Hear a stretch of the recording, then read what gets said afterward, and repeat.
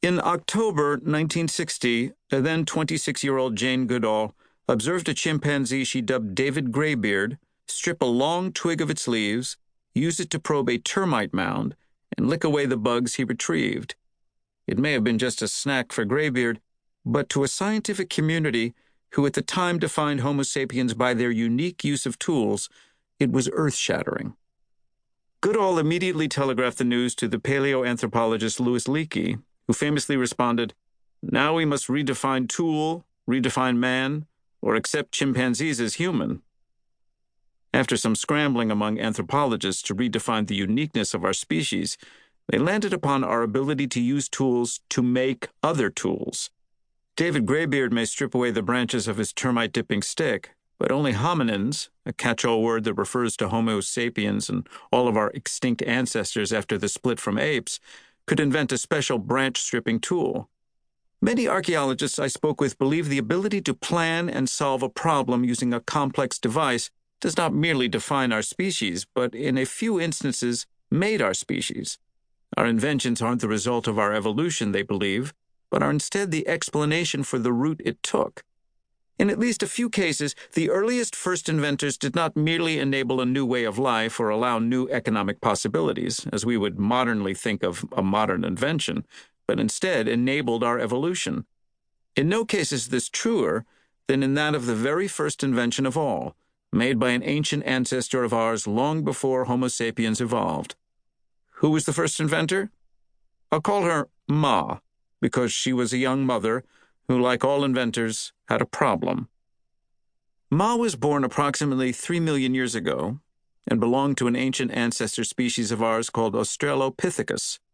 She was born in Africa, perhaps eastern Africa, where archaeologists have discovered a concentration of Australopithecine fossils, including the famous Lucy found in 1974.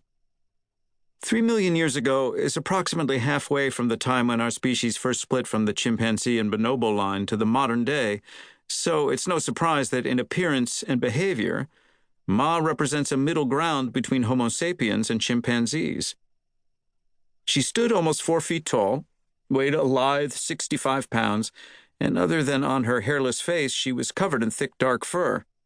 Ma ate more meat than a modern chimp does, but she scavenged it rather than killed it. Ma supplemented her meals with roots, tubers, nuts, and fruits. In many respects, a modern observer might mistake her for a remarkably well-balanced walking chimp, save for her peculiar, dexterous, and inventive use of rocks. To aid her work scavenging carcasses, Ma sharpened stones to cut into bones for marrow, which allowed her to eat meat other scavengers couldn't access. Ma was a clever ape, but to many of Africa's big cats, she was still lunch. During the day, she walked upright in search of food, but at night, she clambered back into a tree nest to avoid nocturnal predators. Archaeologists have found Australopithecine femurs and arm bones in caves adjacent to complete predator skeletons, which is a clear but grim signal of who was eating whom. The predators interested in Ma were varied. She lacked fire and as a result found herself particularly vulnerable to a hunter similar to the modern panther, but she occupied a rung so low on the food chain that even eagles made the occasional meal out of Australopithecines. Her inability to start and control fire had a far more significant implication.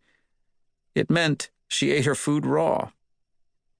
The digestive system extracts fewer calories from raw food than cooked, and it is far more difficult to chew, which means Ma had to spend more time gathering and eating than modern Homo sapiens. Even with their large teeth and strong jaws, modern chimpanzees spend up to 6 hours per day chewing their raw food, while the average modern person's cooked diet allows them to eat a day's rations in a brisk 45 minutes.